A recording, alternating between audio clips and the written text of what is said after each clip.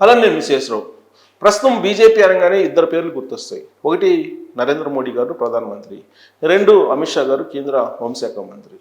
వీళ్ళిద్దరూ పొలిటికల్గా ఒక లక్ష్యాన్ని నిర్ణయించుకుంటారు.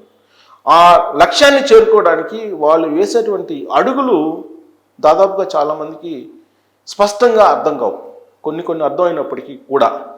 ఎందుకంటే తెలంగాణలో 2023 అసెంబ్లీ ఎన్నికల సందర్భంగా ఒక్కసారిగా బండి సంజయ్ని అసలు పార్టీ అధ్యక్షుడి నుంచి మార్చేశారు. దాని వెనక లాజిక్ ఏంటి అనేది చాలామందికి పూర్తి స్థాయిలో అర్థం కాలేదు. అంటే బీఆర్ఎస్ పార్టీకి సపోర్ట్ చేయడానికి వాళ్ళకై వాళ్ళు డిగ్రేడ్ చేసుకున్నారా, లేదు అసలు బండి సంజయ్ని మారిస్తే కిషన్ రెడ్డికి ఇస్తే పార్టీ అధికారంలోకి వస్తుందని చెప్పి ఆ నిర్ణయం సడన్గా తీసుకున్నారా, అసలు ఎందుకు తీసుకున్నారు ఆ నిర్ణయం అనేది అప్పట్లో ఒక పెద్ద డిబేటబుల్ పాయింట్గా ఎన్నికల్లో మనకు వినిపించింది. 2023 ఎన్నికల్లో మరి బీజేపీ అనుకున్నది ఏది జరగలేదు. కింగ్ కాలేదు, కింగ్ మేకర్ కాలేదు. వాస్తవంగా కింగ్ కావాలని చెప్పి తెలంగాణలో భావించింది ఆ పార్టీ, కింగ్ మేకర్ కావాలని చెప్పి ఆంధ్రప్రదేశ్లో భావించింది. బట్ ఆంధ్రప్రదేశ్లో కింగ్ మేకర్ కాలేదు, తెలంగాణలో కింగ్ కాలేదు. కానీ నరేంద్ర మోడీ గారు అలాగే అమిత్ షా గారు టార్గెట్ పెట్టుకుంటే ఆ టార్గెట్ని ఖచ్చితంగా వాళ్ళు రీచ్ అవడానికి మధ్యలో ఇలాంటివన్నీ గందరగోళాలు, అస్పష్టమైనటువంటి రాజకీయాలని, ప్రత్యర్థులకి అర్థం కానటువంటి రాజకీయాలని నడుపుతూ ఉంటారు. ఇప్పుడు వేసేటువంటి ఎత్తుగడలు అటు ఆంధ్రప్రదేశ్లో కానీ లేదా తెలంగాణలో కానీ ఖచ్చితంగా వాళ్ళు రాజ్యాధికారాన్ని దిశగానే వేస్తారు. వాళ్ళు పక్కా పొలిటీషియన్స్. ప్రాంతీయ పార్టీలకు వ్యతిరేకం. ప్రాంతీయ పార్టీల వల్ల దేశ అభివృద్ధి కుంటుపడుతుంది అనేటువంటిది మూల సిద్ధాంతం బీజేపీకి. అందుకే మహారాష్ట్రలో చూస్తే శివసేనని కానీ ఎన్సీపీని కానీ ఆల్మోస్ట్ బలహీనపరిచేశారు. ప్రాంతీయ పార్టీలు బలంగా ఉండేటువంటి రాష్ట్రాలు ఏమున్నాయి దక్షిణ భారతదేశంలోనే? తెలంగాణ, ఆంధ్రప్రదేశ్, తమిళనాడు, కేరళ. కర్ణాటకలో ఎలాగో బీజేపీ బలంగా ఉంది. ఈ రాష్ట్రాల్లో బీజేపీ ఎంటర్ కావడం అనేది అంత ఈజీ కాదు. కానీ హిందూ ధర్మాన్ని, సనాతన ధర్మాన్ని ఒక బ్రహ్మాస్త్రంగా బీజేపీ ఉపయోగించుకుంటుందనేది అందరికీ తెలుసు. దాని చుట్టూనే దక్షిణ భారతదేశంలో రాజకీయాలని నడుపుతూ రాబోయేటువంటి రోజుల్లో రాజ్యాధికారానికి దగ్గర కావాలని చెప్పి ప్రయత్నిస్తూ ఉందనేది ప్రత్యర్థులు భావిస్తూ ఉన్నారు. అందుకే తెలంగాణలో ఆల్మోస్ట్ నెక్స్ట్ ఎలక్షన్కి రాజ్యాధికారం మాదే అని చెప్పి బీజేపీ చెప్తోంది. ప్రస్తుతం కూటమి ప్రభుత్వం ఆంధ్రప్రదేశ్లో ఉంది. రేపు రాబోయేటువంటి రోజుల్లో పవన్ కళ్యాణ్ గారిని బేస్ చేసుకొని రాజ్యాధికారం దిశగా అడుగులు వేయాలి, లేదా కింగ్ మేకర్ కావాలనేటువంటి ఆలోచన బీజేపీ చేస్తుందని చెప్పి ప్రస్తుతం బీజేపీ వేస్తున్నటువంటి అడుగులు మనం లోతుగా పరిశీలిస్తే అర్థమవుతుంది. ఇక తమిళనాడులో జయలలిత తర్వాత అక్కడ స్థానం సంపాదించాలి, జెండా ఎగరేయాలని చెప్పి ప్రయత్నం చేసింది, కానీ ఇంకా ప్రాథమిక దశలోనే వాళ్ళ ప్రయత్నాలు ఉన్నాయి. ఇక కేరళలో జెండా పాతాలనేటువంటి ఉద్దేశంతో ఇటీవల కాలంలో మహారాష్ట్రకు సంబంధించినటువంటి మంత్రి అక్కడ ఉండేటువంటి ఓటర్లని ఉగ్రవాదులతోటి పోల్చారు. ఏకంగా ఆ రాష్ట్రాన్ని పాకిస్తాన్ తోటి పోల్చేశారు. ఈ స్థాయిలో బీజేపీ రాజకీయాలు ఉంటున్నటువంటి క్రమంలో ఇప్పుడు ఆంధ్రప్రదేశ్లో అంది వచ్చినటువంటి అవకాశం తిరుమల తిరుపతి దేవస్థానానికి సంబంధించినటువంటి సంఘటన.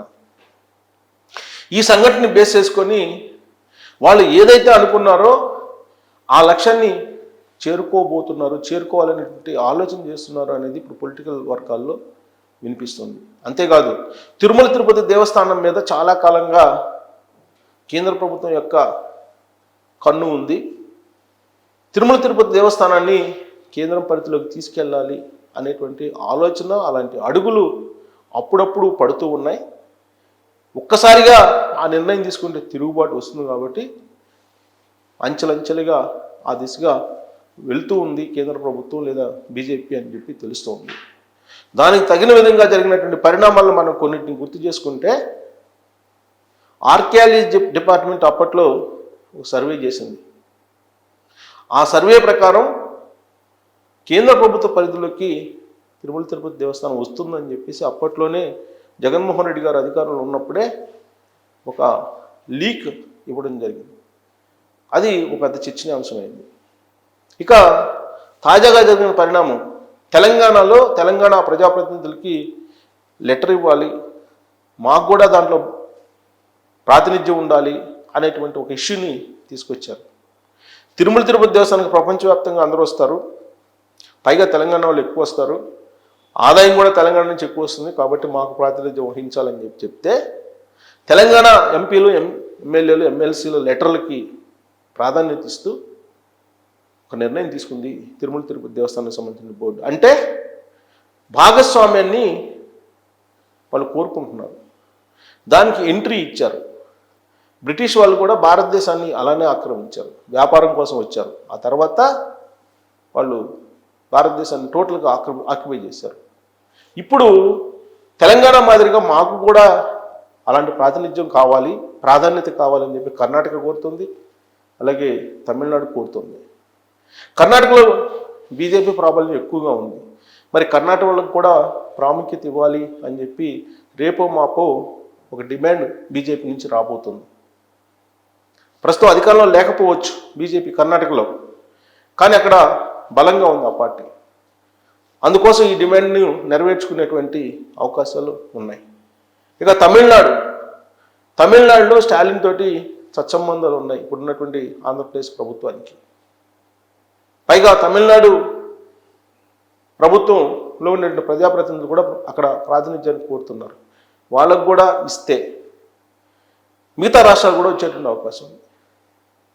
అలాగే ఇటీవల కాలంలో హిందూ శంకరావు అనే ఒక సభ జరిగింది విజయవాడలో. గతంలో ఎప్పుడు కూడా అంత పెద్ద స్థాయిలో జరగలేదు. వాళ్ళు తీసుకున్నటువంటి నిర్ణయం ఏంటంటే హిందూ దేవాలయాలు అన్నీ కూడా ప్రభుత్వ ఆధీనం నుంచి తొలగించాలి, మఠాధిపతులు, పీఠాధిపతులు ధార్మిక పరిషత్తులకు అప్పజెప్పాలి అనేది ఒక కీలకమైనటువంటి తీర్మానం. అది గనక అమలైతే మరి తిరుమల తిరుపతి దేవస్థానానికి సంబంధించి ఎలాంటి నిర్ణయం ఉంటుంది? ప్రభుత్వ ఆధీనం నుంచి తొలగిస్తే దాన్ని ధార్మిక పరిషత్తులకు అప్పచెప్తే టోటల్గా వాటి మీద కేంద్ర ప్రభుత్వం యొక్క ఆధీనంలోకి వెళ్ళిపోతుందా?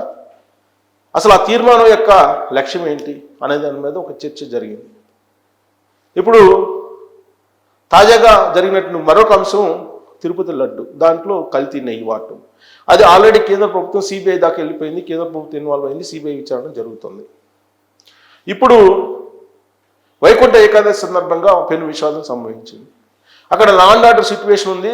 దానికి కారణం ఆంధ్రప్రదేశ్ ప్రభుత్వం తీసుకున్నటువంటి అనాలోచిత నిర్ణయాలు, లేదంటే సమన్వయ లోపము అనేటువంటి దాన్ని ఎలివేట్ చేస్తూ ఉన్నారు.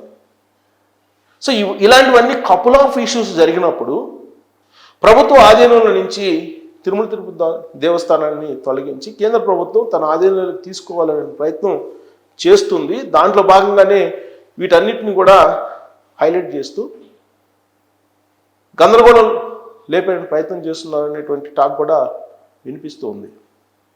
అది అంత ఈజీ కాకపోవచ్చు, అది ఈజీ కాదు కూడా. ఆంధ్రప్రదేశ్ ప్రభుత్వం, ఆంధ్రప్రదేశ్ ప్రజలు కూడా ఒప్పుకోరు. కానీ అక్కడ వైఎస్ఆర్ కాంగ్రెస్ పార్టీ ఉంది, ప్రతిపక్ష హోదా లేకపోయినప్పుడు కూడా బలమైనటువంటి ఓట్ బ్యాంకు మాకుందని చెప్తున్నారు. ఒకవేళ జగన్మోహన్ రెడ్డి గారు తాను అనుకున్నటువంటి విధంగా మళ్ళీ అధికారంలోకి రాగలిగితే తిరుమల దేవస్థానం అనేది ఆయనకేమి ప్రాముఖ్యత కాదు. కేంద్ర ప్రభుత్వం ఏది చెప్తే అది వింటారు. కాబట్టి ఆయన సపోర్ట్ చేసేటువంటి అవకాశాలు కూడా లేకపోలేదు. అంటే ఎన్ని అంశాలు సానుకూలంగా కనుక వస్తే కేంద్ర ప్రభుత్వం తిరుమల తిరుపతి దేవస్థానాన్ని వదులుకునేటువంటి అవకాశం లేదు. దాని మీద కన్నేసింది తిరుమల తిరుపతి దేవస్థానం మీద కేంద్ర ప్రభుత్వం అనేది చాలా కాలంగా వినిపిస్తూ ఉంది. మరి ఇప్పుడు జరిగినటువంటి పెను విషాదం సంఘటన ఇది కేంద్ర ప్రభుత్వం ఏదైతే అనుకుంటుందో ఆ లక్ష్యాన్ని చేరుకోవడానికి ఒక అస్త్రంగా ఉపయోగపడుతుందా? అసలు కేంద్ర ప్రభుత్వం అలాంటి ఆలోచన చేస్తుంది అని చెప్పి ఆర్కాలజీ డిపార్ట్మెంట్ సర్వే చేసినప్పటి నుంచి వచ్చింది ఇది. మరి అప్పటి నుంచి జరిగినట్టు కొన్ని సంఘటనలు మనం తీసుకుంటే కేంద్ర ప్రభుత్వం తిరుమల తిరుపతి దేవస్థానం మీద ఢిల్లీ పెద్దలు కన్ను వేశారు అనే అనుమానం అయితే కలుగుతుందా మీకు కూడా? అసలు ఏం జరుగుతుంది వెనక, తిరుమల తిరుపతి దేవస్థానం వెనక అనే దాని మీద కామెంట్ రూపంలో మీ అభిప్రాయాన్ని తెలియజేయచ్చు. Thank you very much.